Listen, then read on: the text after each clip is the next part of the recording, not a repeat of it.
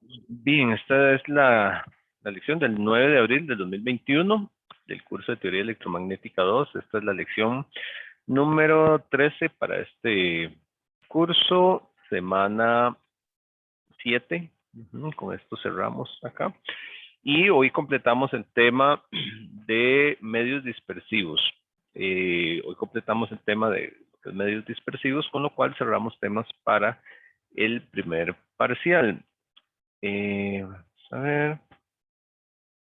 Ok, eso es lo que tenemos para hoy, hablar sobre medios dispersivos. Es un tema en realidad corto, es un tema corto pero que tiene mucha relevancia por las implicaciones prácticas que tiene esto. Este, pero lo vemos un poco conceptual, bueno, vamos a ver por qué. Propagación de medios dispersivos. Primero, ¿qué es el concepto de dispersión? Hay que empezar por ahí, o sea, ¿qué entendemos por dispersión como tal? La dispersión se refiere a la dependencia con la frecuencia de algunos parámetros que se dispersan de valores, ¿verdad? Que intervienen en la propagación de un paquete espectral de la onda electromagnética. Eh, Esos parámetros, donde decimos parámetros, tienen que ver con lo que llamamos constantes. ¿Qué es lo que ocurre? Que las constantes no son tan constantes. Eh, ya habíamos hablado en algún momento de lo que son, este, eh, por ejemplo, la atenuación, cómo varía con la frecuencia. Yo les hablé de las ventanas de atenuación, ¿verdad? Entonces son constantes que no son tan constantes, aparte de que teníamos aquello de los medios isotrópicos y heterogéneos, ¿verdad? Bueno, anisotrópicos y heterogéneos, que me dice que no son constantes. Entonces, en la vida real, nosotros vemos muy bonito todo y decimos, calculamos alfa, ¿verdad? Calculamos beta y decimos, esas son constantes y les ponemos la etiqueta de constantes y pensamos que son como constantes toda la vida. Pues no lo son. Al final de cuentas, todas las constantes se definen a partir de mu epsilon, ¿verdad? Y resulta que mu y epsilon, pues, no son constantes, ¿verdad? Sino que tienen dependencia con la frecuencia. Ahora, esa variación pues implica cosas, ¿verdad? Así como ellos varían, por ejemplo, así, nada más ilustrativamente antes de entrar en el tema propiamente, este, nos encontramos que yo quisiera que con la frecuencia, yo quisiera, por ejemplo, si yo graficara alfa, yo quisiera tener que alfa es así una línea recta. Eso es lo que yo quisiera. Y que entonces calcule una vez alfa y listo. Bueno, lo cierto es que eso no ocurre, ¿verdad? En el caso de la fibra óptica, yo les enseñaba que tiene tres ventanitas que son como así, las ventanas en fibra óptica, bueno, esto se ve con lambda, ¿verdad? Y tenemos tres puntos por ahí. Y bueno, esto ocasiona dispersión. Ahorita este es un ejemplo, lo doy con alfa porque ya había hablado con él. Sin embargo, tenemos el caso de que la dispersión, o tenemos en lo que nos atañe ahorita, es el hecho de que esa dispersión habla de parámetros que tienen que ver con la propagación del paquete. Entonces vamos a chequear eso. Este, un ejemplo clásico y que los debe de tener cansados es el del prisma, ¿verdad? Pero es un ejemplo súper clásico que se entiende muy bien, que es cuando el material tiene un índice de refracción dependiente con las frecuencias, ¿verdad? NF, ¿verdad? O sea, diferentes frecuencias se tienen diferentes índices, ¿verdad? Entonces, en el prisma en particular, pero ayuda muy bien a entender esa palabrilla de dispersión. Según Snell, ¿verdad? El ángulo de transmisión es zeta 2 igual al arcoseno de N1 sobre N2 por sen de zeta 1, ¿verdad? Eh, Ahora, con una incidencia desde aire, ¿verdad? Con N1 constante, en un prisma con un valor variable, vean que aquí se pone la dependencia con la frecuencia. N2 de F, se tendrán diferentes ángulos de transmisión, ¿verdad? Uno lo ve aquí de la fórmula, se puede leer súper fácil. Zeta 2 es igual a esto, ¿verdad? Entonces, si N2 está variando con la frecuencia, a diferentes frecuencias tenemos diferentes ángulos. Va a ser es lo que va a pasar, ¿verdad? Entonces, en una incidencia de luz blanca, que es la que tiene todas las componentes espectrales, ¿verdad? Se tiene una separación por frecuencia. Por frecuencia o por longitud de onda. O sea, por color en este caso, a la salida, ¿verdad? Entonces, a eso se le llama dispersión angular cromática. Dispersión porque implica una dispersión de valores. En este caso, el ángulo de transmisión está disperso. No es un único valor, sino que está disperso en una serie de valores que dependen de la frecuencia. Angular es el ángulo y cromático por aplicarse a colores, ¿verdad? Entonces es el clasiquísimo caso, ¿verdad? Enviamos uno solo y entonces los colores se dispersan en una serie de valores. Entonces, ese concepto de dispersión aplica también pues para otros casos, ¿verdad? Entonces tenemos una dispersión que se aplica a ondas electromagnéticas y que incide muy fuertemente en los fenómenos de propagación. ¿Qué es lo que vamos a ver? Bueno, cómo varía el índice de refracción con la frecuencia. Vean que aquí estamos poniendo un n de omega, el índice de refracción. Recordemos que el índice de refracción es la raíz cuadrada de epsilon r. Y pues esto varía con la frecuencia, ¿verdad? Tenemos una variación con la frecuencia de esa constante. Al final de cuentas es lo que les decía. Esos son los valores que no son tan constantes. De hecho, por aquello que lo tomen en cuenta, a veces uno tiene un problema y le hace falta un epsilon o algo así, y se va a un libro, ¿verdad? Y se encuentra una tablita. Uno se encuentra una tablita de constantes, ¿verdad? Entonces uno se encuentra la tabla de epsilon mu, ¿verdad? Para distintos materiales. Y entonces uno ve ahí la lista, ¿verdad? Es una tabla, esa cosa ahí. Y uno ve ahí diferentes valores aquí. Y uno llega y dice, ah, sí, este es el material que necesito, este valor, y resuelvo. Y lo que uno no lee es que muchas veces en el nombre de la tabla, un encabezado dice, ¿verdad? Valores a X megahertz, o X kilohertz, o X frecuencia, ¿verdad? O sea, son valores que se sacan y que son válidos a una frecuencia en particular. Probablemente en frecuencias muy cercanas de eso también son válidos, pero no son valores universales. Eso, pues obviamente también afecta el índice de refracción. Por facilidad se va a ver con el índice de refracción. Y bueno, obviamente si eso cambia, cambian otros parámetros porque muchos están escritos en términos de índices de refracción. Por ejemplo, beta. Beta es constante de Fat. Omega sobre VP. Pero a su vez, la velocidad de propagación es la velocidad de la luz sobre N. Índice de refracción. Y si N varía con el tiempo, con la frecuencia, perdón, vamos a tener una dispersión de valores de la velocidad de propagación con la frecuencia, ¿verdad? Entonces, de igual manera, yo diría, ah, bueno, si en una frecuencia ahí determinada, yo quisiera, en una gráfica, perdón, respecto a frecuencia, yo quisiera que la velocidad de propagación sea constante. Y no, resulta que N cambia. Entonces, vamos a tener variaciones para arriba, para abajo, cíclicas, depende del material. Por lo tanto, y aquí lo vemos con beta porque beta es el que más nos interesa porque es el más usado ahí. Beta va a variar también, ¿verdad? Beta va a tener una dependencia con omega. Vamos a tener una dependencia directa con omega.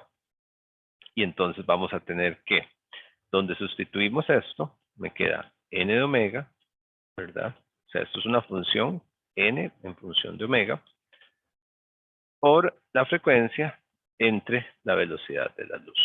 Entonces hay una dependencia, ¿verdad? Usualmente, este valor, n de omega, es una función creciente con la frecuencia. Ya eso es una cuestión pues, usual, por lo menos de la mayoría de materiales que utilizamos pues, para lo que se estudia en TEM, ¿verdad? Y se suele realizar una gráfica omega beta, ¿verdad? Debido a a eso que está aquí. Ya vamos a ver por qué precisamente omega y por qué eso implica, digamos, el que más se usa. Esta es la gráfica clásica, es la más común que se ve. Omega, beta. Y resulta que usualmente se tiene una variación de ese tipo. Es una variación, vean que es una curva, es una curvita lo que tenemos ahí, no es un valor, no es una línea recta, es una curva.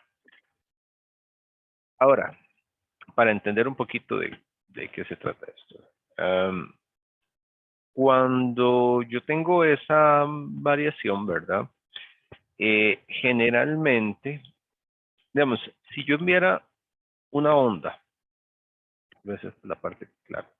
Si yo enviara una onda de una frecuencia específica, un tono, una onda senoidal, que es de una frecuencia exacta, ¿verdad? F igual X Hertz. Y yo enviara esa onda, para esa onda de X Hertz, que solo tiene una componente de frecuencia, yo podría venirme a esa tabla, digo, sí, estoy aquí, vengo, leo, la constante es beta, ¿verdad?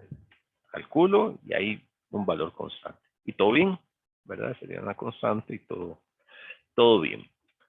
Lo que pasa es que generalmente no enviamos ondas de una única frecuencia. ¿Por qué? Porque las ondas de una única frecuencia generalmente son de poco interés.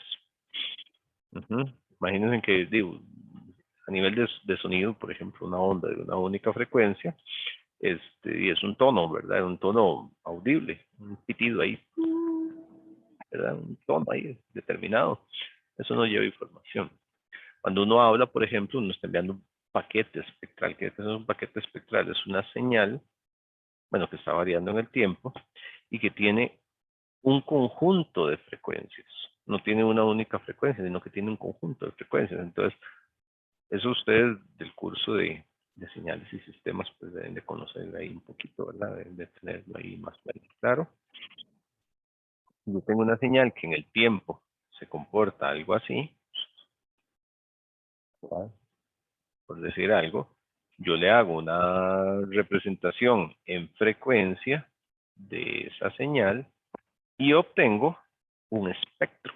Le hago la transformada de Fourier y obtengo un espectro, ¿verdad? Un espectro que tiene pues un ancho de banda y que involucra una serie de frecuencias, un conjunto de frecuencias, ¿verdad? Eso es el ancho de banda, que va de un lado al otro. Es un conjunto de frecuencias. Entonces yo no estoy enviando una única frecuencia, estoy enviando un conjunto, ¿verdad? La única manera de enviar una única frecuencia y que a nivel práctico tampoco es fácil de hacerlo es un tono senoidal. Un tono senoidal es sencillo, pues con la frecuencia es una línea recta, ¿verdad? La transformada de un tono senoidal es un delta. Pero las señales reales que yo envío son paquetes espectrales, son señales que tienen un grupo de frecuencias. Entonces, ¿qué ocurre? Ese grupo de frecuencias pues tendrá su componente fundamental, tiene su componente principal, pero tiene un montón de componentes adicionales que son superiores e inferiores en frecuencia. No son precisamente armónicos, pues porque para que sean armónicos yo necesito que la señal sea periódica, ¿verdad? Y si es la voz, por ejemplo, eso no es armónico, ¿verdad? O sea, no es periódico y no va a tener componentes armónicas. Entonces tiene un conjunto continuo de frecuencias que me va a llevar a qué? A que algunas tengan una beta y otros tengan un beta distinto. Y que varían, pues, diferente, ¿verdad? Entonces yo tengo un conjunto de variación de frecuencias, en realidad, como acá, y que se refleja un conjunto de betas aquí. La gráfica se ve un poco raro porque casi siempre omega es la variable independiente que se pone de manera horizontal, pero ahorita vamos a ver por qué. Bueno, aquí ya se anuncia. Hay un asunto con la pendiente que se expresa mejor así. Bueno, entonces a lo que voy es que entonces hay un conjunto de variación de frecuencias y hay un conjunto de variación de beta, que incluso me lleva a un conjunto de variación de velocidad de propagación, ¿verdad? Todo varía ahí. Entonces vamos a tener el fenómeno de dispersión. Ahora, noten de la curva como tal que la pendiente de la curva de la fase de la onda no es constante, ¿verdad? No es constante esa pendiente. Vean, si yo relaciono esta ecuación, ¿verdad? Yo tengo beta y tengo que aquí, bueno, beta es igual a omega sobre VP. No parece una N. VP.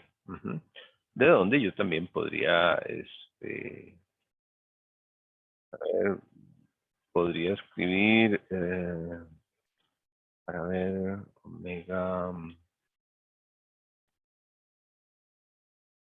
bueno, sí, lo puedo ver así. Y, bueno, sí, en la forma en que está la gráfica yo puedo escribir omega es igual a VP por beta, ¿ok? Esa es lo que vamos a tener ahí. Esa relación es una relación, ¿verdad? Donde yo puedo ver beta como si fuese una variable independiente, ¿verdad? Omega es como si fuera mi variable dependiente y beta se puede ver, velocidad de propagación se puede ver como la pendiente de eso, ¿verdad? O sea, VP es la pendiente de esta ecuación, ¿verdad? Esto es una ecuación con intersección en cero, ¿verdad? Con intersección en cero. Pero me dice que omega es igual a VP por omega. Entonces yo me doy cuenta que de esta gráfica, y por eso es que se acomoda así, la pendiente que tenga esta gráfica es la velocidad de propagación. Pero ¿qué me encuentro? Como es curva, ¿verdad? ¿Cómo es la pendiente? Como es curva, la pendiente se calcula pues con la tangente de cada punto específico, ¿verdad? Si yo quiero venir aquí, digamos, a este punto que está acá, entonces yo voy a tener que sacar la, la tangente, no está fácil de, tengo que sacar la tangente en ese punto, por ejemplo, ¿verdad? Entonces, en cada punto yo tengo una tangente diferente, tengo una como por aquí, y después va a ir cambiando. Pero es, o sea, al ir cambiando la pendiente y ir cambiando las tangentes ahí, ¿verdad? La velocidad de propagación es diferente en todos los casos. Ujú. Aquí se ve, ¿verdad? VP es igual a omega sobre beta. Ujú. Pero no es una constante, y ese es el detalle. No es una constante, sino que va a ir cambiando con los distintos valores. Entonces, en un paquete espectral con componentes de diferente frecuencia, que es lo que les decía hace un momento, cada componente tiene una velocidad de fase distinta. Y eso tiene un montón de consecuencias a nivel práctico, ¿verdad? O sea, cuando yo envío el paquete espectral, lo que les decía, si bien es cierto, hay un valor central que anda por aquí, ese tiene una pendiente en particular. Saco la tangente de eso y calculo la pendiente ahí. Pero las otras componentes espectrales tienen tangentes diferentes y por lo tanto tienen velocidades de propagación diferentes, ¿verdad? Van a ir cambiando con la frecuencia. Para ilustrarlo un poquito, vean el efecto, esto es lo que sería el efecto de la dispersión.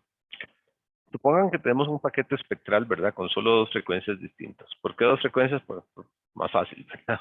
Omega A y omega B. Entonces ahí están nombradas omega A y omega B, ¿verdad? Donde omega B es mayor que omega A. Ahí se ve que es ligeramente mayor. Tampoco es muy grande, pero es ligeramente mayor. Bueno, eso que está ahí, ¿verdad? Provoca que cada onda, tenga una constante de fase distinta, beta A y beta B. Ujú. Lo que a su vez implica velocidades de fases distintas, velocidad de fase A y velocidad de fase B, que son velocidades de propagación, la velocidad a la cual se mueve cada componente, ¿verdad? Cada componente. Entonces, el viaje de las ondas se puede ver como dos ondas que se superponen con constantes de fase diferentes, o sea, se suman. Yo tomo las dos ondas y las sumo. Entonces, el campo total es igual, bueno, a una magnitud, puedo pensar que tienen la misma magnitud, ¿verdad? Como para que sean más comparables. Salen con la misma magnitud y una tiene beta A y la otra tiene beta B. Y una tiene omega A y la otra omega B, ¿verdad? Eso es lo que van a tener ahí. Son dos ondas que se mueven en ese sentido. Podemos definir un valor de frecuencia central entre las dos, ¿verdad? Si yo hago así como una gráfica y digo, así yo tengo aquí omega A, omega B, entonces yo puedo definir aquí lo que sería un omega sub cero. Y entonces lo defino en el medio y digo que aquí tengo delta omega y aquí delta omega. Entonces puedo definir a omega, bueno, delta omega esa es la diferencia, ¿verdad? Omega sub cero menos omega A, o bien omega B menos omega cero, ¿verdad? Y a su vez, esto me va a llevar a una definición también de betas, ¿verdad? Por la curva, ¿verdad? Por el tipo de curva que estamos manejando. O sea, que si la curva venía así, entonces yo estoy eligiendo dos valores que vienen así, ¿verdad? Entonces tengo aquí omega B, omega A, y tengo beta A, beta B. Y entonces lo que hago es definir un valor central, que sería beta sub cero y omega sub cero, ¿verdad? Entonces aquí con beta pasa exactamente lo mismo, defino un delta beta, ¿verdad? Es una gráfica igual que esta, con un beta sub cero, o un que es igual a beta sub cero menos beta A o beta B menos beta sub cero, ¿verdad? Eso porque beta B, el valor en B es mayor que el valor en A. Ok, entonces puedo escribir esta ecuación que ya la habíamos escrito en términos de omega sub cero. Es muy fácil, ¿verdad? O sea, ¿cómo se ve beta A? Beta A es igual a beta sub cero menos delta beta, ¿verdad? Es como se va a ver. Entonces, voy a tener eso ahí y también puedo escribir los omegas. Entonces, eso me va a llevar a tener factores comunes en cada lado. ¿Cuáles? Beta cero y omega sub cero. Y aquí por aparte solo me quedan las diferencias. Me quedan el delta beta, el delta omega, ¿verdad? Delta beta y delta omega. Es lo que me va a quedar ahí. Aplicamos Euler a eso. ¿A qué le aplicamos Euler? A este exponencial. Este es el que nos interesa. Y al aplicar eso, bueno, es un procedimiento que ustedes conocen, ¿verdad? Nada del otro mundo. Le queda uno 2 coseno, por eso sale un 2 por aquí. 2 coseno de delta omega t menos delta beta z. ¿Y qué implica esa ecuación? Esa ecuación, así como está, lo que implica es que, si bien es cierto, yo apliqué dos señales independientes. Una, esta, la de frecuencia omega A, y otra de frecuencia omega B. A la hora de sumarlas, la sumatoria, el campo total, se ve así. Esta es la gráfica que tenemos ahí.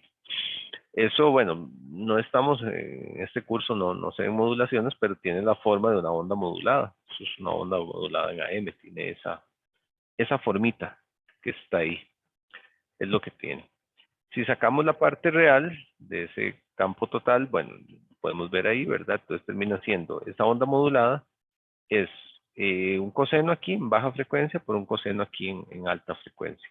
Entonces, la alta frecuencia son las variaciones rápidas y la baja frecuencia son estas variaciones que vienen por acá. De hecho, bueno, la onda va variando ahí, ¿verdad? Aquí está la baja frecuencia, todo esto, y allá está y la otra es la alta frecuencia. Entonces, tenemos un sistema, pues, complejo, digamos, que ocurre ahí, de la superposición de las dos ondas. Perdón. Sí. Las gráficas son tiempo versus amplitud. Sí, son de tiempo, correcto. Ok, gracias. Sí, correcto. En todas son tiempo, son temporales. Ok, en todas son gráficas de tiempo. Es bueno establecerlo. Ahorita el análisis que se está haciendo es totalmente de tiempo, aunque bueno, tiene sus implicaciones incluso en frecuencia. Ok, ahora, bueno, se grafica, ¿verdad? Tenemos eso que está ahí. Esa onda, ¿verdad? Luce, como les decía, no estamos en ese punto, pero sí se ve una onda modulada en amplitud con una fase y una envolvente. La envolvente es lo que le marca por dónde va la amplitud, ¿verdad? Es eso lo que tenemos ahí, y la otra, la de alta frecuencia, lleva la fase. Entonces, la fase es la alta frecuencia, coseno de omega 0 t es t menos beta z, perdón. Y la envolvente es el coseno, ¿verdad? De esto que es en baja frecuencia. Entonces, se crean dos componentes sumamente distinguibles, producto de tener betas distintos, por esa dispersión. Y resulta que entonces, como decíamos, tienen velocidades diferentes. Si yo quiero calcular esas velocidades, bueno, parto de la ecuación total, está aquí, esa ya la teníamos, y nos acordamos de esta expresión, que es la expresión, digamos, una de las primeras cuando estábamos viendo, introduciendo la onda plana. Teníamos una definición que involucraba ahí la velocidad de propagación, ¿verdad? Si sacábamos a factor común el omega, me quedaba aquí t menos beta z, ¿verdad? Entonces me queda coseno de t menos velocidad de propagación. Esto de forma muy genérica, digamos, no de una forma específica, de forma muy genérica. Ahora, si aplicamos eso, ¿verdad? Nos encontramos con que esta componente va a tener una velocidad de propagación omega 0 sobre beta 0. Y esta que está aquí, ¿verdad? Es la pendiente del origen al punto de interés. O sea, en la gráfica de esta curva, una curva como así, resulta que esta componente que está aquí tiene una velocidad que está intermedia, digamos. Este es el paquete espectral. Voy a hacerlo en líneas más perfectas para ubicarnos en la gráfica.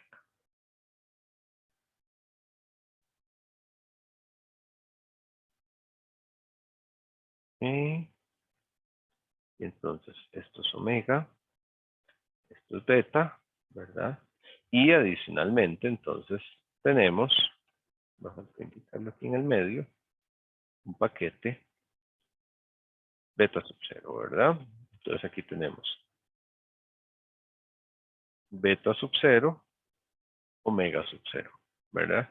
Que es la parte de variación rápida de la onda. Entonces resulta que esa fase que está ahí tiene una velocidad de propagación omega 0, beta sub 0. Esa es la velocidad de propagación de esa parte. Si lo vemos, ¿qué significa omega sub 0, beta sub 0? La pendiente de esta altura, ¿verdad? Omega 0, con este beta sub 0. O sea, es una pendiente de esta línea que va desde aquí hasta el origen. Ahí la marqué exageradamente grande. Y esa pendiente de eso que está ahí, ustedes ven cuál es la pendiente de eso. La pendiente es la velocidad de propagación igual a omega sub 0 sobre beta sub 0. Esa es la velocidad a la que se mueve esta porción de la onda o esa componente de la onda. Que curiosamente es la que está en el centro de las dos ondas, porque vean que nosotros lo que estamos enviando son dos ondas, una de beta B y otra de beta A, ¿verdad? Corresponden a omega A y omega B.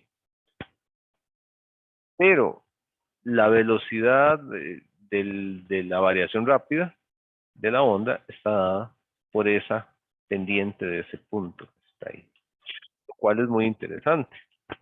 Y se define adicionalmente la velocidad de grupo, que es también una pendiente, pero del delta omega sobre el delta beta, que es la pendiente instantánea de la curva. Entonces, volviendo aquí a la curva esta, vean que la velocidad de propagación aquí al centro, ven que ven que aquí se trazó una línea recta desde el origen hasta acá. Esa pendiente es la velocidad de propagación del paquete central, ¿verdad? O sea que se dice ahí.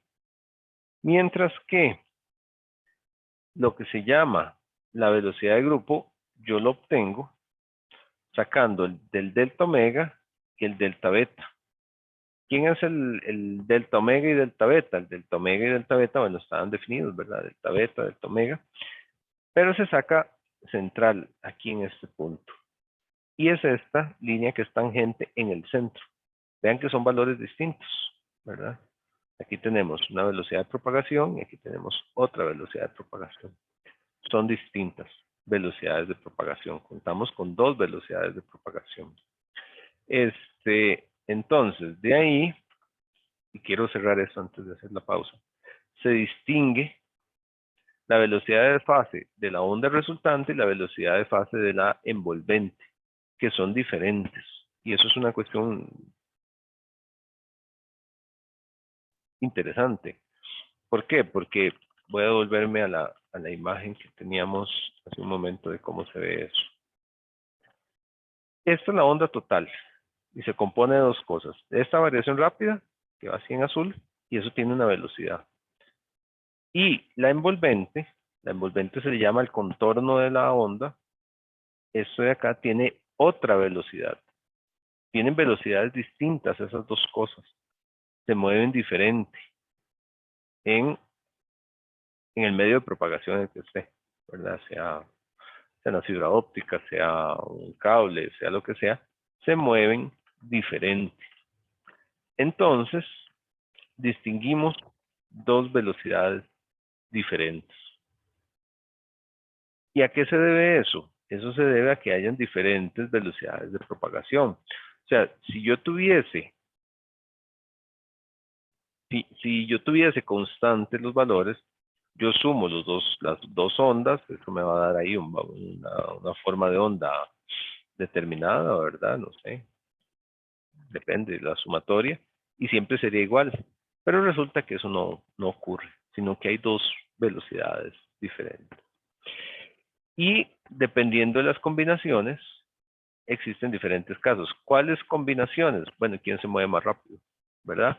Porque entonces tenemos la velocidad, vean que aquí lo decíamos, la velocidad de propagación del punto de interés y la velocidad de grupo.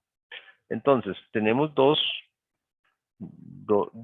diferentes, ¿verdad? Que es la velocidad de propagación y velocidad de grupo.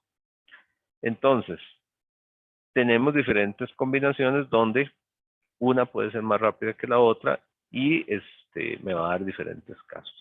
Para entenderlo bien, hay unas animaciones que vamos a ver. Esas sí las voy a ver aquí porque es importante para explicarlo. Pero después de la pausita, no sé, ¿alguien tiene alguna pregunta?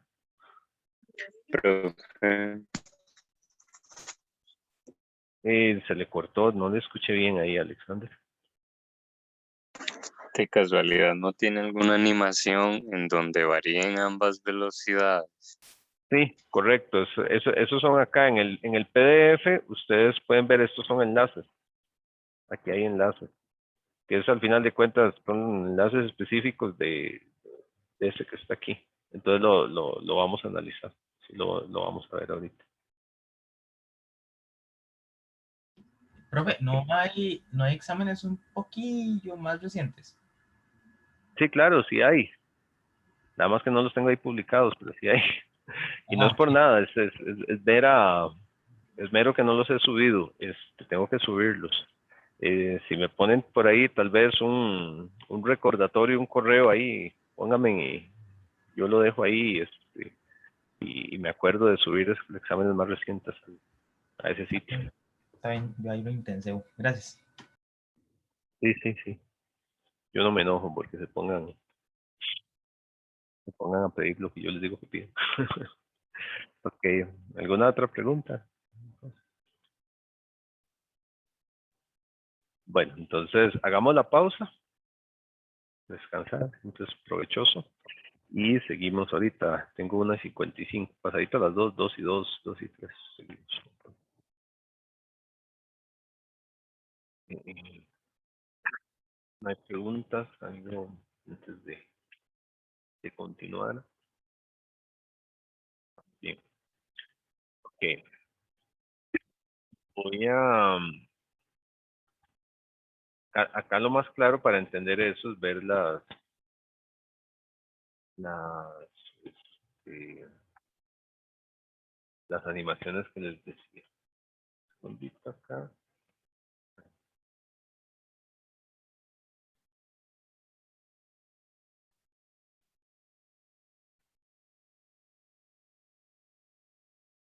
Vean,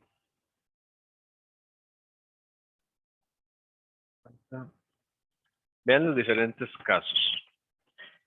Primero, bueno, antes de pasar esto, para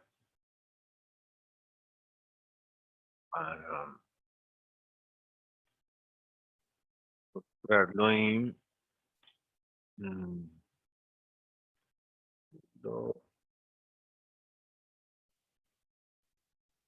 primer caso, para que vean pues cómo va en el PDF, ustedes tienen acceso a este PDF, ¿verdad? El primer caso es la velocidad de grupo, la VG, mayor a la velocidad de FAPSI, ¿verdad? VG mayor VP. Entonces, en este caso, vean lo interesante del movimiento de las ondas. La velocidad de grupo es la que maneja la envolvente. Vean que la forma va más rápido que la fase. La fase es lo que va, bueno, ahí se ven las dos velocidades, ¿verdad? La rojita es la envolvente, la fase es la verde. Y entonces vean cómo se mueve el paquete espectral producto de la diferencia de velocidades de las componentes de onda. Arriba son las dos ondas, ¿verdad? En rojo es la onda que va más, la de baja frecuencia, en azul la de mayor frecuencia, ¿verdad? Entonces vean cómo se mueve. Obviamente, digamos, lo que ocurriría realmente en el movimiento de las ondas es simplemente la onda esta, la línea continua, digamos, de la de abajo, ¿verdad? Pero ahí se ve el movimiento de esas ondas. Veamos el otro caso. Esa es cuando la velocidad de grupo es mayor que la velocidad de fase. Veamos lo que ocurre cuando la velocidad de grupo es igual a cero.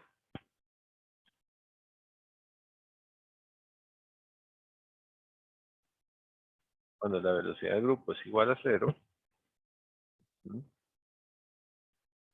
en este caso, bueno, son casos que exceden un poquito, esto es más ilustrativo, ¿verdad? Pero vean qué pasa si la velocidad de grupo es igual a cero. No se mueve la envolvente, ven que está fijo. La envolvente quedó estacionaria. Pero la otra parte de la onda sí se mueve. Para tener eso, bueno, es un poquito más complejo. Vean que para lograrlo hubo que usar con 3 ondas, pero digamos es un posible caso. Entonces, la velocidad de grupo es estática, pero la velocidad de fase sí varía y la onda se va desplazando. Esa es una posibilidad. Otra posibilidad, velocidad de grupo negativa. Eso, de hecho, eso es un caso interesante. ¿Qué implica la velocidad de grupo negativa? De que se mueve hacia atrás. Entonces, bueno, ahí está la generación de las ondas. Como les dije, esto, bueno, excede un poquito de lo que nosotros estamos haciendo porque tiene 3 ondas ahí. Pero vean lo que está ocurriendo ahí. Y, bueno, ya ahorita la animación, ahí están. Vean cómo se mueve. La velocidad de grupo va para la izquierda y la velocidad de fase va para la derecha. Y eso nuevamente, eso es un caso, digamos, específico, digamos, o particular, digamos, de un tipo de propagación que tenemos. Eso con 3 componentes de onda, ¿verdad? Nosotros hicimos un análisis con 2 para analizar y ver que se forman 2 velocidades distintas. Una es la envolvente y la otra es la fase, pero con más componentes hay diferentes casos. El otro caso sería con la velocidad de fase igual a 0. Vean lo que ocurre con la velocidad de fase igual a 0. Si la velocidad de fase es igual a 0,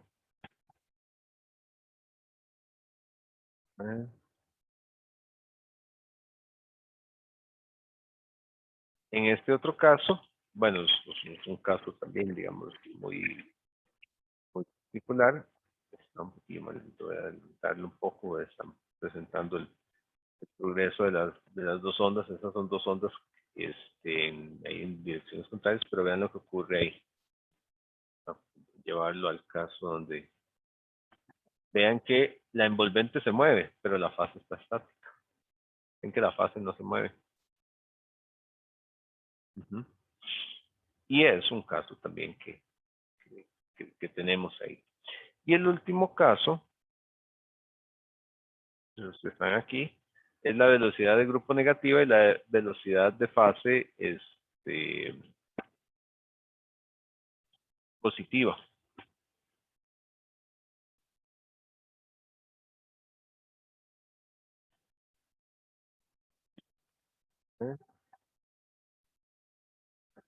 También.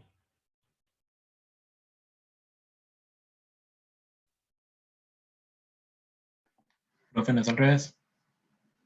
Ven el desplazamiento de las ondas ahí. No, que no es al revés de los signos que están en la presentación. ¿Perdón? No es al revés de los signos que están en la presentación, que dice que velocidad de grupo es negativa. Digo, sí, velocidad de grupo es positiva en la presentación, creo. No, vamos a ver cómo lo tengo. Dice aquí, en esta última. Es que Velocidad. el caso 3 no es el mismo, entonces. ¿Cuál es la diferencia?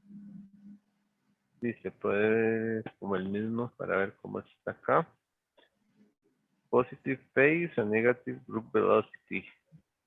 Entonces, sí va con lo que está ahí, pero hay alguna diferencia ahí.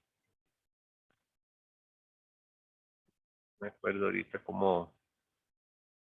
Estas son las que están acá, son los ejemplos.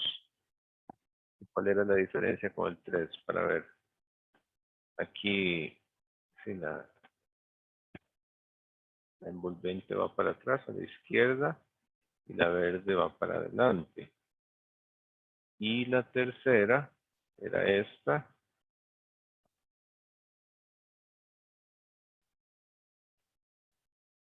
Pues sí, termina siendo lo mismo. Sí, es lo mismo, pues son estas son las dos, ¿verdad? Es entre esa y esta.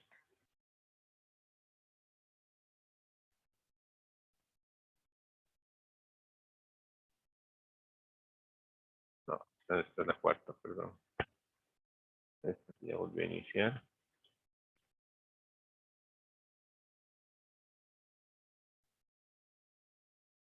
Tercera, cero, no, esa, la hice, la moví. 0, 6.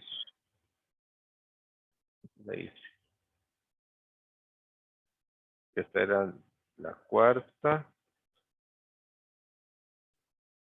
Positive phase and negative group velocity. Y esta era 0, 6. A ver. Velocidad de grupo negativa.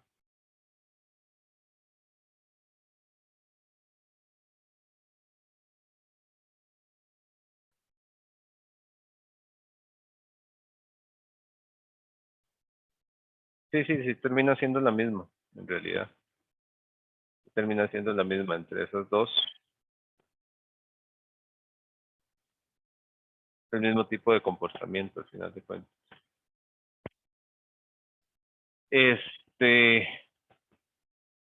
Nada más que una está con tres figuras y la otra con 2 figuras. Bueno, algo empezó a sonar por ahí. Una de estas tiene, esa era la que tenía. Ok, sin embargo, lo que quería mostrarles, ¿verdad? Eso era un asunto más que todo ilustrativo, es cómo se desplazan las ondas, ¿verdad? Y hay un comportamiento que se debe totalmente a la dispersión, ¿verdad? A la diferencia de esos dos valores. Entonces ahí tenemos estos valores que están acá, que son los que estuvimos examinando ahí, y se deben a eso, ¿verdad? Esta dirección aquí lo lleva a uno como el grupito, esa es como una lista de reproducción y aquí están el resto. Y eso hace que haya un movimiento particular únicamente debido a esas diferencias. Si uno observa con detalle ambas velocidades, ¿verdad? Tenemos esta, ¿verdad? Que la velocidad de fase es omega sub 0 sobre beta sub 0. Y la velocidad de grupo es el delta omega sobre el delta beta, que es la que se obtiene justo ahí en la tangente en ese punto. La velocidad de grupo, que es la velocidad de la envolvente, es aquella pendiente donde omega tiende a ser omega sub 0, ¿verdad? Entonces se dice que la velocidad de grupo, VG de omega sub 0, es el límite donde ese delta omega sobre delta beta, ¿verdad? Tiende a 0, ¿verdad? Entonces termina siendo la derivada de omega respecto a beta sobre omega sub 0. A partir de ahí es posible calcular lo que es la velocidad de grupo. Y como generalmente, digamos, aquí ya tenemos una expresión que me dice que la velocidad de grupo es la derivada de omega respecto a beta evaluada en omega sub 0. Pero generalmente es más común tener expresiones en función de omega, por lo que generalmente se escribe así, que la velocidad de grupo es 1 sobre la derivada de beta respecto a omega. Eso es lo que tenemos ahí. Eso es lo que se llama la velocidad de grupo. ¿Por qué la velocidad de grupo es relevante? La velocidad de grupo es relevante porque se dice que la velocidad de grupo, o sea, la velocidad de esa envolvente, es la velocidad del, es como la velocidad promedio del paquete espectral. Pero lo que es cierto es que salen ondas a diferentes velocidades. Entonces, por ejemplo, uno de los casos típicos, si yo tengo un pulso cuadrado, ustedes saben la representación en frecuencia de un pulso cuadrado. Un pulso cuadrado tiene una representación, la función se le llama SA, viendo, porque es más fácil de dibujar así, la magnitud de SA, se ve algo así, con las distintas componentes, viendo funciones delta en diferentes puntos, ¿verdad? Estoy poniendo ahí valores cualquiera. Pero ¿cuál es el detalle? Todas ellas van a viajar a velocidades diferentes. Cada componente espectral de frecuencia va a viajar a una velocidad diferente. Absolutamente todas van a ir a velocidades diferentes. Al ir a velocidades diferentes, van a llegar a velocidades diferentes. Eso produce que el pulso cuando se recibe sea un pulso diferente del que se envió. Es un pulso diferente porque la conformación del paquete espectral, que cuando nace el pulso se da al mismo tiempo, digamos, aquí todas las componentes espectrales están unidas y se generan en un mismo instante de tiempo, ¿verdad? Pero cuando yo transmito eso, conforme va viajando, entre más distancia haya, más separadas van llegando las componentes. Entonces, en lugar de llegar todas las componentes exactamente al mismo tiempo, unas llegan antes y otras llegan después. Entonces, lo que yo envié como un pulso cuadrado, inicialmente, se empieza a recibir, ¿verdad? Lo que debería recibirse así, resulta que como unas componentes llegan antes y unas después, el pulso tiene componentes dispersas y se va ensanchando. De hecho, si la distancia que recorre eso fuera muy extensa, el pulso casi que desaparece. Y porque la dispersión de componentes es demasiado amplia, ¿verdad? Es más o menos, es lo mismo, digamos, que ocurre, por ejemplo, si uno envía un pulso de luz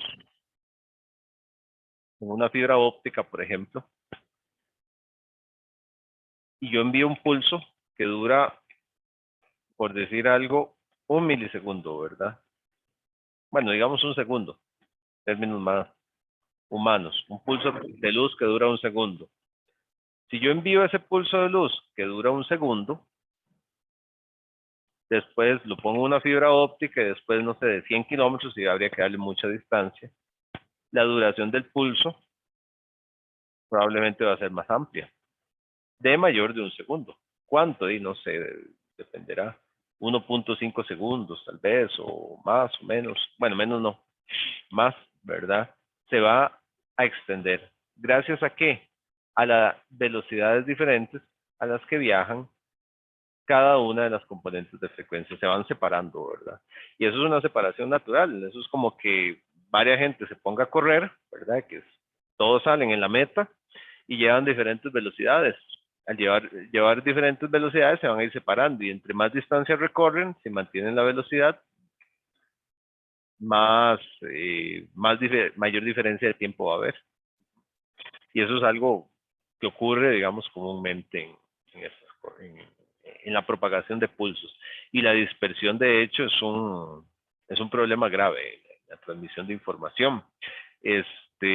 Y todos los materiales son dispersivos. Eso es una propiedad del material, ser o no ser dispersivo. Todos los materiales son dispersivos, al final de cuentas. Todos los materiales son dispersivos y eso es algo con lo que hay que pelear. ¿Qué es lo que se hace? Pelear con materiales o trabajar con materiales con la menor dispersión posible. Pero eso no implica que se alcance materiales sin dispersión, ¿verdad? Entonces, entre más malito sea el material, o bueno, no más malito precisamente, pero ahí lograr un material con baja dispersión generalmente lleva un proceso productivo que es más costoso. En todo sentido.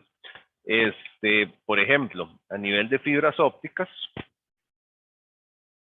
existen la fibra óptica normal, ¿verdad? De fibra de sílice, que es la fibra de vidrio, que es como una fibra de vidrio, ¿verdad? Que es un núcleo pequeño, ¿verdad? Como la que veíamos, que yo les decía cuando veíamos todo, y que tiene la característica de que, por ejemplo, su núcleo anda alrededor de 5 micrómetros. Eso es muy pequeñito. Un cabello humano tiene un diámetro promedio de 30 micrómetros, 35 micrómetros. Anda en 5 micrómetros y el exterior puede andar ahí por unos 60 micrómetros, algo así. Es una fibra óptica de las de larga distancia. Esas fibras tienen la característica de que es muy costoso el equipo para trabajar con ellas. Porque, por ejemplo, hacer un empalme de fibra, imagínense lo que es alinear dos núcleos de 5 micrómetros. Eso a puro ojo no se hace, ¿verdad? Y los aparatos que se utilizan son aparatos de altísima precisión, lo cual, cuando algo se vuelve de altísima precisión así, ¿verdad? Significa mucha plata, al final de cuentas. Entonces, una alternativa de esto es algo que se llama el POF. POF es Plastic Optic Fiber. Fiber en inglés o fibre en inglés británico. En inglés gringo es fiber, ¿verdad? Los británicos le dicen fibre. El POF es una fibra óptica que tiene características similares, ¿verdad? Pero con la diferencia de que en general su diámetro puede andar ahí en, no sé, 1 centímetro, una cosa así. Y con núcleos ahí también, ¿verdad? De 5 milímetros o algo así. Imagínense que ya eso es grande. Ya eso se puede manejar mucho más fácil. De hecho, hacer un empalme de eso es muy sencillo. Se cortan con tijera las fibras y se les pone un conector que lo único que necesitan es alinear un poquito esto. Pero ahí ya una que se me desalineen unos cuantos micrómetros, no pasa nada. ¿Cuál es el pero del POF? El POF es muy bueno en el sentido de que es más barato, más fácil de manipular, utilizamos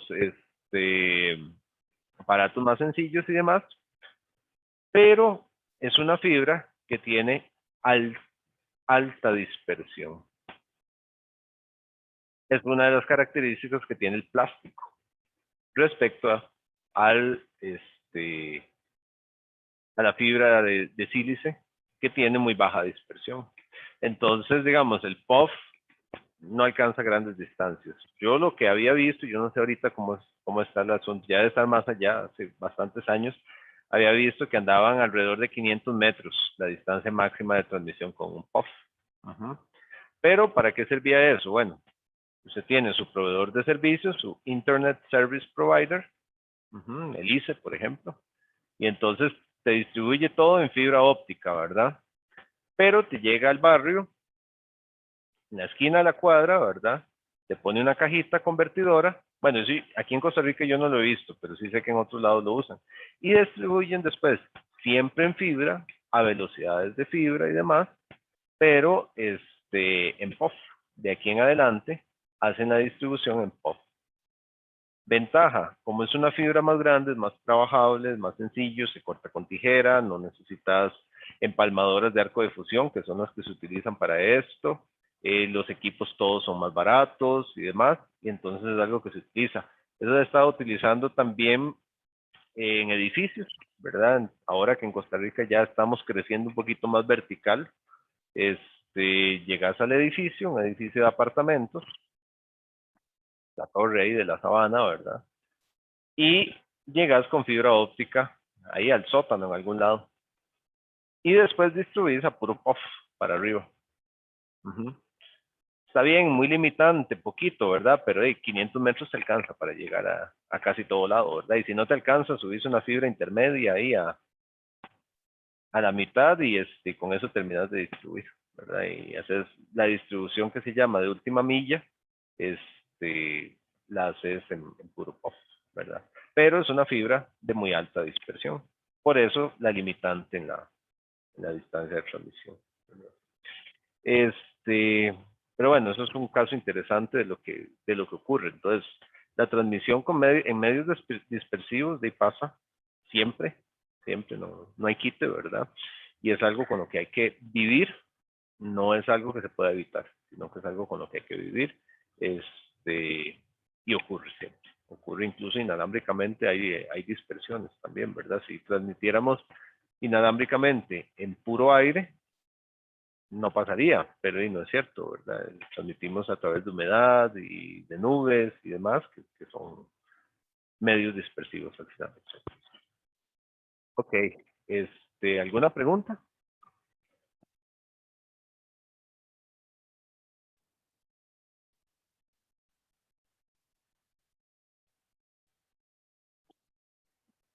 ¿No hay preguntas? Bueno, si no hay preguntas, El contenidos de examen, hasta acá, lo que acabamos de ver. Hasta ahí llega el examen. El examen va a llegar hasta dispersión. Tenemos que empezar a ver ejemplos. Bueno, en las tutorías ustedes han estado viendo ejemplos y vamos a empezar a ver ejemplos por acá. De aquí al examen, probablemente en todas las clases esté dando algún ejemplo, esté repasando algo, lo esté mostrando, trayendo algún problema que no se haya visto en tutoría. Eso de aquí a final de clase, eso va a ser así. Hoy traigo algunos, ya que no hay preguntas, que no los veo dónde quedan. ¿Dónde están? Okay, voy a ver algunos ejemplos.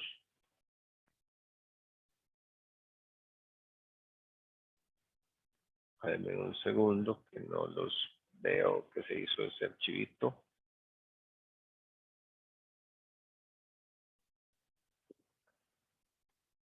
Ay, ¿por qué se me ha desaparecido?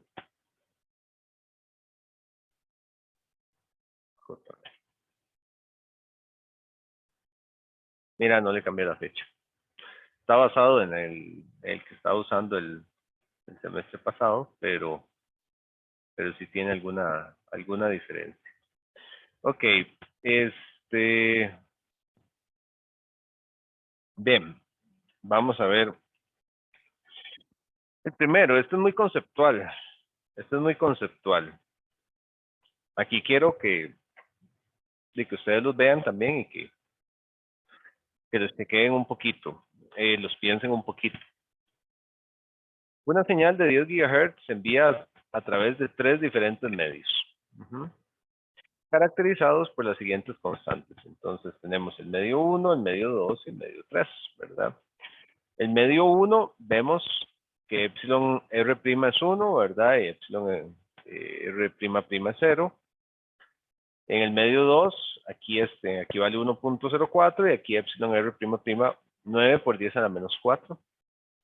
Y el medio 3, epsilon r es 2.5, epsilon r' y epsilon r' son 7.2.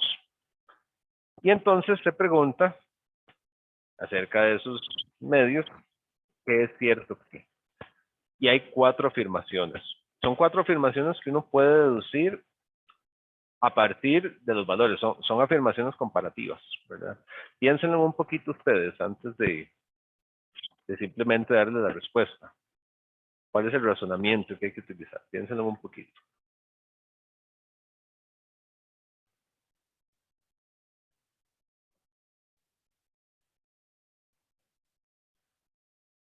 Piénsenlo un poquito.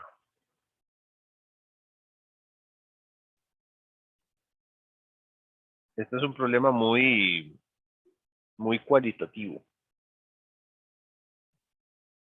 A partir de conocimiento cualitativo, pues que se refleja en posibles números, pero vean que son relaciones muy generales.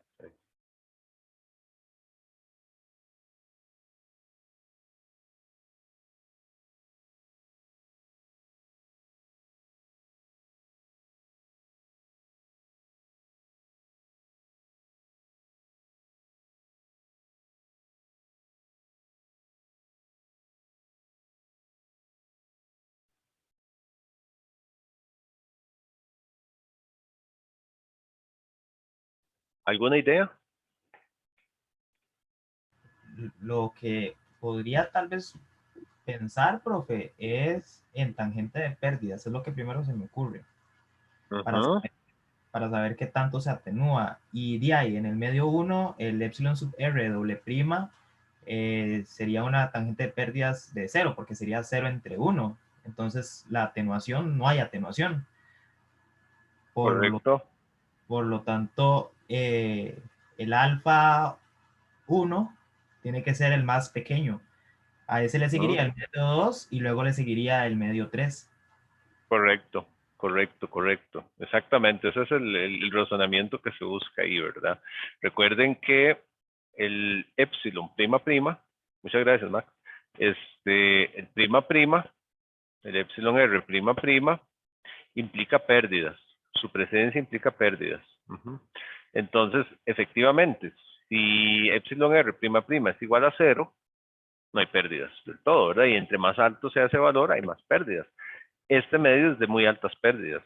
Y este va a quedar en medio, ¿verdad? Es bajo. Entonces, ahí de entrada uno dice, pues sí, que alfa 1 va a ser menor que alfa 2 y va a ser menor que alfa 3, ¿verdad? Entonces ahí tenemos una pista para ver cómo es eso, ¿verdad? Entonces, de ahí descartamos este, ¿verdad? Este no puede ser.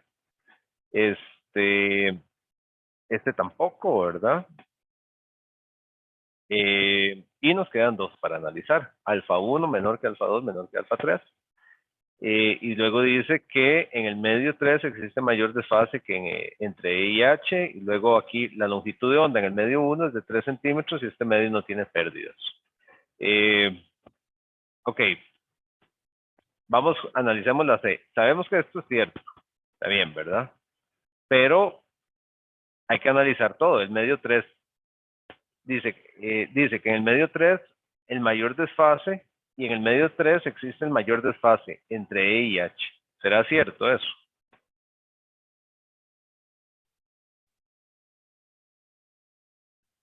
¿Será cierto que en el medio 3 existe el mayor? Ajá. Creo que para eso nos faltaría información porque no tenemos la impedancia característica o intrínseca. No, no hace falta información. Ah, ok. Es un razonamiento muy similar al que hiciste hace un momento. Sumamente similar.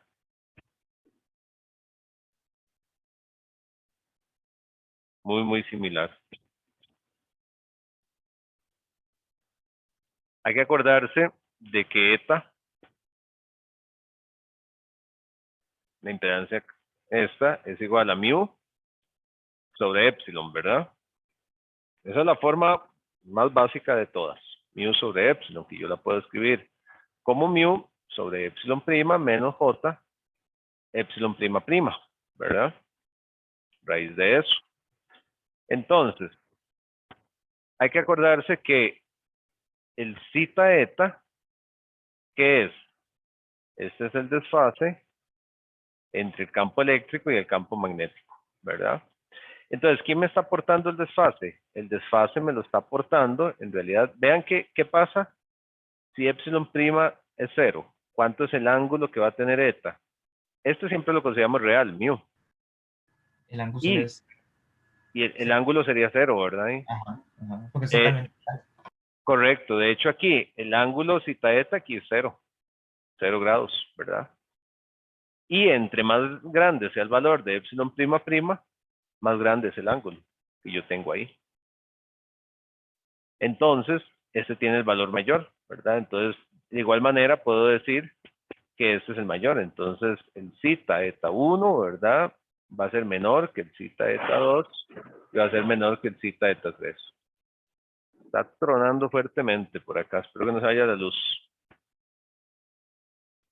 Entonces, esta afirmación es cierta. En el medio 3 existe el mayor desfase entre E y H, ¿verdad? Pues sí es cierto. Ahora, queda una. B, la longitud de onda del medio 1 es de 3 centímetros y este medio no tiene pérdidas. Ya una la vimos, el medio no tiene pérdidas, pero hay que analizar si la longitud de onda es de 3 centímetros, ¿verdad?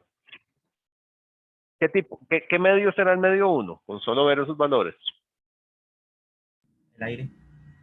Aire o vacío, cualquiera de los dos, ¿verdad?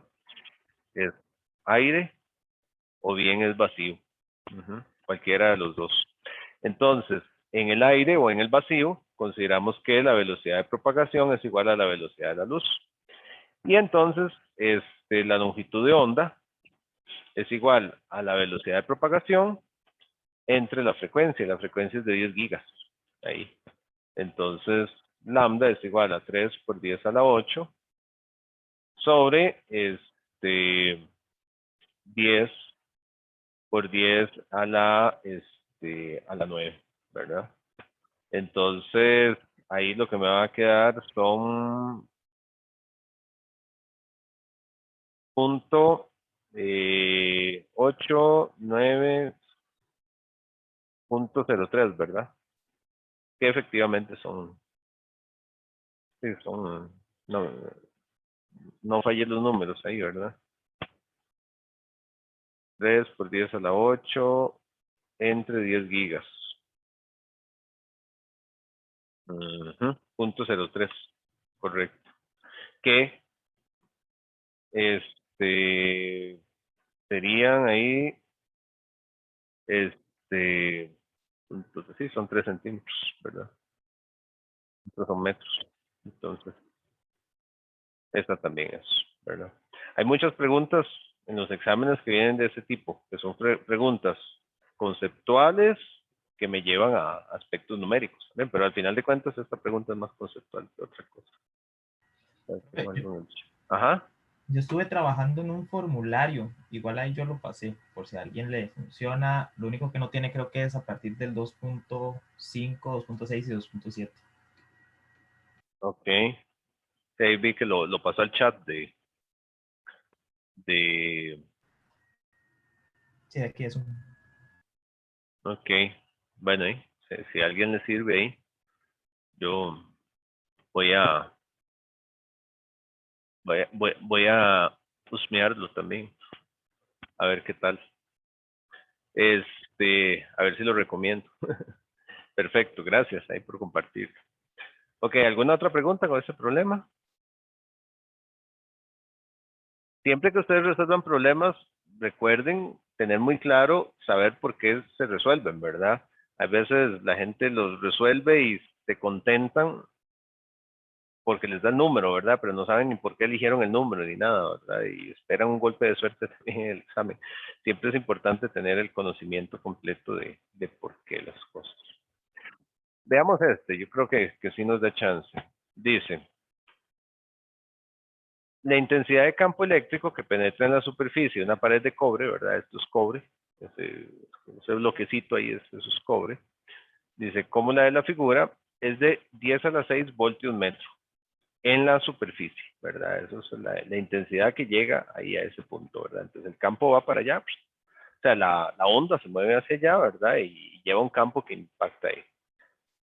La frecuencia es de 1 gigahertz y dice, si la conductividad del cobre es de 5.8 por 10 a la 7, y entonces piden hacer, calcular varias cosas. Entonces, se dice, la distancia de 3 profundidades de piel. Ok, ahí esto es un caso típico de efecto piel, ¿verdad? Me están hablando de que esto es cobre, que es un muy buen conductor. No hace falta saber lo que es ahí. Para lo que están preguntando, creo que no hace falta, ¿verdad? Por lo menos ahí no, ¿verdad? Y entonces pregunta, ¿cuál es la distancia de 3 profundidades de piel?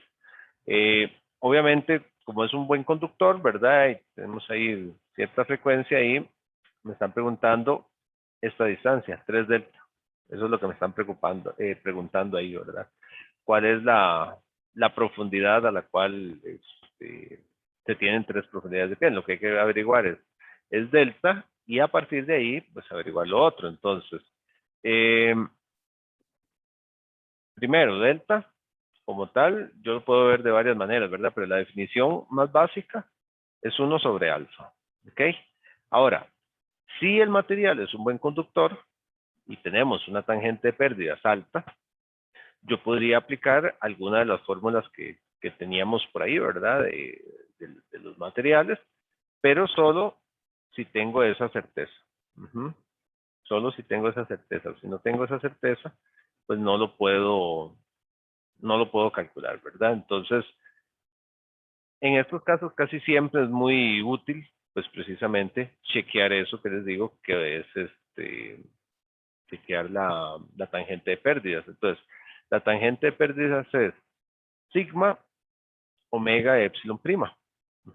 Entonces, tenemos la conductividad, tenemos el omega, pues sabemos que es de 1 giga.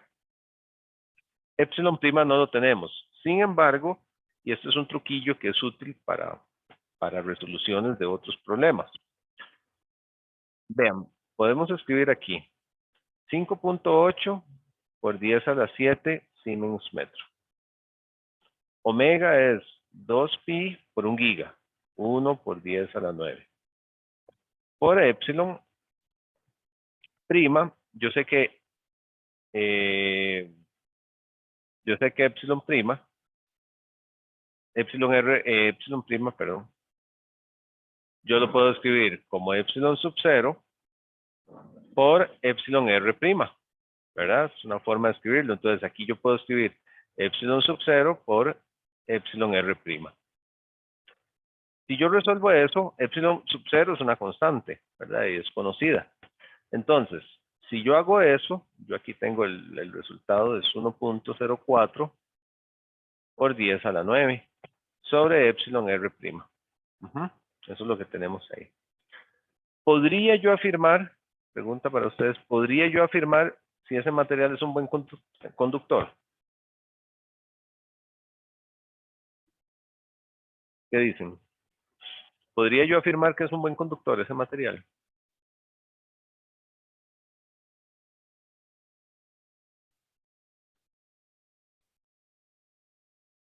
¿O del todo no? Porque, ¿Mm? bueno, acaso que el epsilon sub r sea muy, muy, muy grande, que haga bastante pequeño ese número por 10 a la 9, tal vez sí puede asumir que sea un buen conductor. No, es correcto, gracias Mark. Y nosotros habíamos visto los epsilon r, los valores relativos, ¿en cuánto andaban? Yo eso lo había comentado, los epsilon r son de unas cuantas unidades. Digamos, un epsilon relativo de 10 ya es enorme, unas cuantas unidades apenas. O sea, un epsilon r uno se los encuentra que son ahí 1.5, 1.2, 2, 5, 7 ya es muy alto, por ejemplo. Entonces imagínense, un valor muy grande podría ser 10. Y eso es algo que ustedes tienen que saber, es la naturaleza de los valores que están trabajando. Entonces, ¿podría yo decir que es un buen conductor? Sí, sí puedo decir que es un buen conductor. Lo puedo afirmar, ¿verdad? Sí es un buen conductor. Porque el razonamiento de Mark es correcto. Tendría que ser demasiado grande eso y en la naturaleza esos valores que no son tan grandes. Entonces sí es un buen conductor. Entonces, sabiendo que es un buen conductor, yo puedo decir que delta, y aquí sí puedo usar la fórmula, es pi f mu sigma. Y si tengo todos esos valores, conozco la frecuencia, el mu es el mu sub 0, siempre lo vamos a asumir así, y la conductividad, ¿verdad? La tenemos ahí. Y de hecho, en ese caso, no, perdón, esto es delta a la menos 1, ¿verdad? Esto es igual a alfa igual a beta, eso sí lo podemos decir aquí. Y esto era la menos 1, ahí casi meto las de andar. Entonces, en ese caso, esto es igual a 0.478, 51, y entonces delta es igual a 2.08 micrómetros. Y lo que preguntaban, 3 delta, como el capricho de que le multiplique por 3, son 6.26 micrómetros. Y esa es la respuesta del punto A. No sé, puede sonar tal vez un poco tonto, pero si yo no hubiera hecho ese razonamiento que usted sacó ahí y yo hubiera dicho, no, Di es un buen conductor porque es cobre, también no hubiera valido, ¿no? Sí, pero se arriesga, ¿verdad? Se arriesga un toque.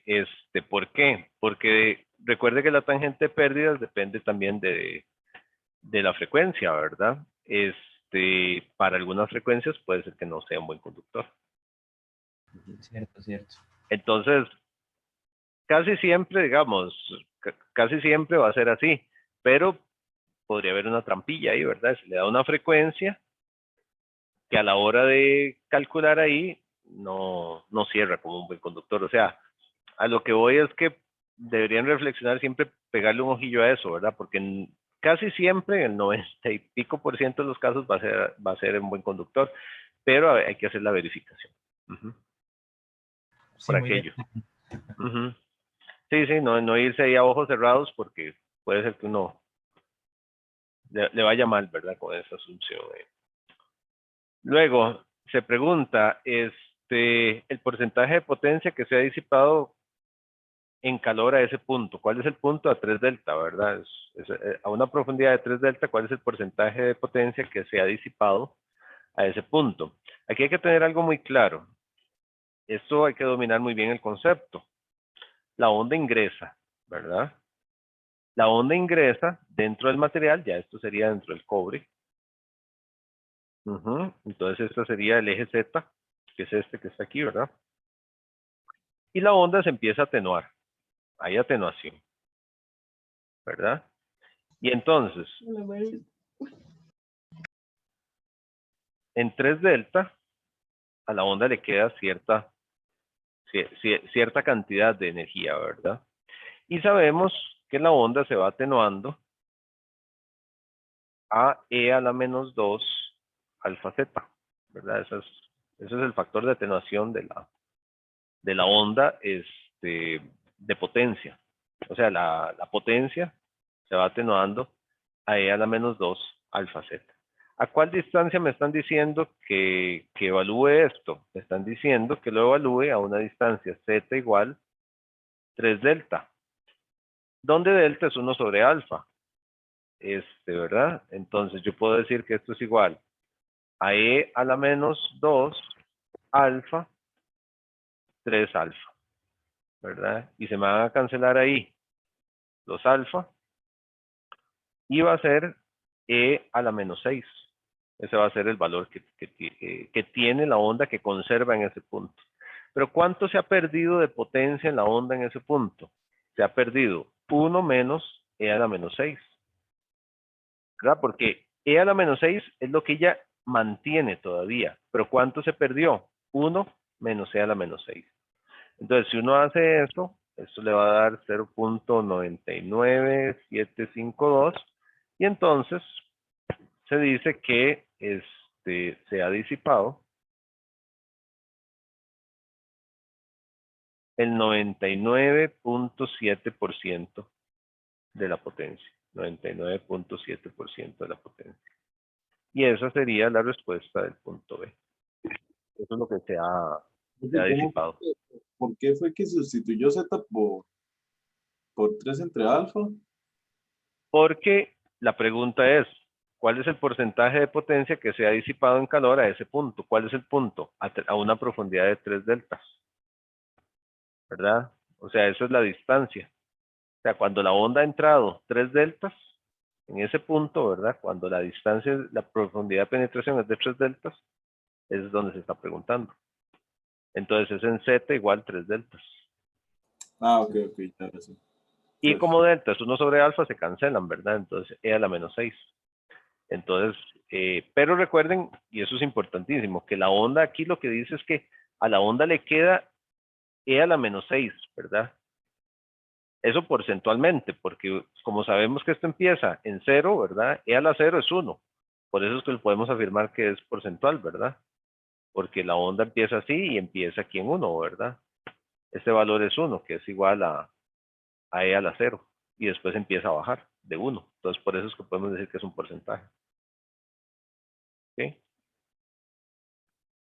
Bueno, ya el tiempo se nos fue, nos quedan 2 ítems. De los 2 ítems los veremos en una próxima clase.